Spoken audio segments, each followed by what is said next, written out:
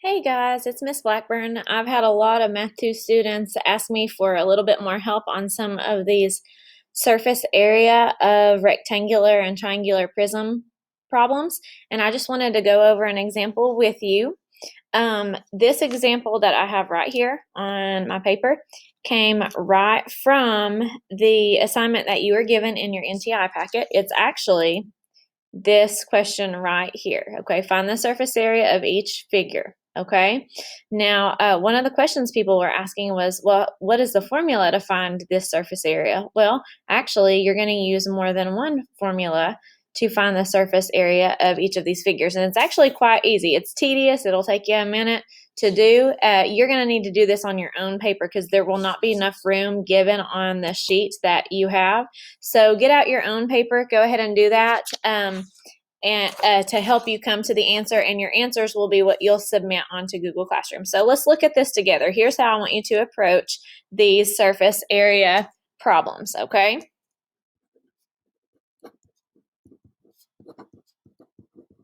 So when we're talking about surface area of a three-dimensional shape, all you are really going to have to do is find the area of all the 2D shapes that are making up this 3D shape. So the very first thing you need to do is identify all the shapes that are making this up, and then you're going to find the area of each of those shapes. So let's just make us a little list of how to do this. So number one would be identify all the shapes that make up the prism. And two would be find the area of each shape. And three would be add all the areas together. Okay? And so pretty simple. It's just going to take you a few minutes to do these, okay? So let's go ahead and let's identify our shapes. I'm going to try to do this all on one sheet of paper. If I can't, then I'll move to another one and we'll kind of go back and forth. Also, it sometimes is helpful to have some different colored pencils or pens to help you do this, because to me, it's easier to identify those shapes if I have outlined them in certain colors. So I'm actually going to do that with you. So let's deal with our triangles first, okay? So my triangles that I have here. So I have this one here in the front. I'm going to outline it in blue.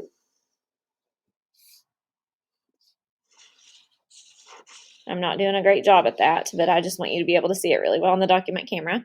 Okay, and then right across from that, I have this other one here in the back. Now, the dotted lines, when we look at these figures in geometry, are just kind of like showing you what would be behind there, okay? Because these are solid figures. So I have two triangles. So the first thing I'm going to write down, I'm going to box this off so we don't get too confused here. So I have two triangles. And a good thing to do is actually draw the triangles out and show what their dimensions are. So they're both going to be congruent, and I'm going to tell you why they're congruent. They're across from each other. In order for everything else to connect, this triangle has to be exactly like the one in the front, okay? So let's find the dimensions of the one in the front. We have a height of 6 feet and a base of 8 feet. Okay, and remember, you have two of these, so I'll say that times 2. And so in order to find the area of a triangle, we have to use this formula. Area equals 1/2 times the base times the height. And so I'm actually just going to plug that these values into that formula and then multiply it by 2, because you don't just have one of these, you have two of these. So it would be 1/2 times 8 times 6. 1/2 of 8 is 4 times 6. 4 times 6 is 24. Okay, that's going to be 24. Now remember, we don't just have one triangle. We had another one behind it that was congruent. That was exactly the same. So I'm going to multiply 24 times 2. That's going to give me 48 square feet. Remember, we're squaring because we're finding the area. And so I'm going to just put that number in my back pocket for now because I have found the area of the two triangles, but I still have some more shapes that I need to find the area of before I'm done with this problem, okay? But those are our triangles. Now, let's look at what else we have on this figure, okay? So there are our triangles. It looks like we have 1, 2, 3 rectangles, okay? And I'll show you where I got that. You kind of have to have a good eye for this, and all I can say is this is going to take some practice looking at these. Let's start with the easiest one I think to see, which would be the one on the bottom. You might have seen another one more easily than that, but that's okay. So down here on the bottom, I have this one. I'll actually color it in. That's what I'll do. So you can see it really, really well here, okay? So that bottom rectangle, I'm just going to name that rectangle 1. Now, it doesn't matter what I name them. No, my work that I'm showing is to help me, okay? So I will do rectangle 1. So rectangle 1 is this yellow one right here. And again, this is not to scale. This is just for me. And this is easy to see. It's got a length of 8 feet. And a width of 5 feet, okay? Now, how do I find the area of a rectangle? That one's super easy. The area equals length times width. And I just plug in those values. My length was 8. My width was 5. 8 times 5, okay, is going to be 40 square feet. And I'm going to circle that and put that one in my back pocket too because I'm going to have to add the area of this rectangle to the area of my two triangles once I get everything done, okay? Now, I also have another rectangle. I'm still not done because in this shape, we can identify yet another rectangle. Let's look at this one in the back. Everybody see that one? I'll do this one in red. Back here on the back of my shape, I have another rectangle. I'm sorry, I'm not doing a great job of outlining these. I'm trying to do it fast so this isn't a 45-minute video. So back there I have another rectangle. Now this one is kind of tricky, okay? So for rectangle 2, and again, doesn't matter what I name it. I could name that rectangle Bob. It doesn't matter what I'm naming it. This is just how I'm keeping my thoughts straight. And in math, you have to write things down to keep all of your thoughts organized. So here on rectangle 2, if I were to kind of pull that out of that 3D shape on its own, I would see that here on the side we have a width of 6 feet right here, but what's the length? It doesn't have a number there for me to see, okay? Now that's where we have to look at what would be congruent and what is parallel.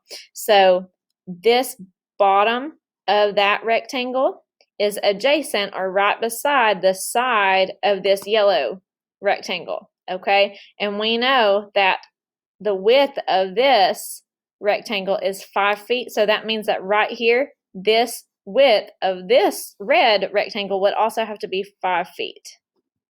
Okay, so that means that down here I would do 5 feet. I hope everybody saw how I got that.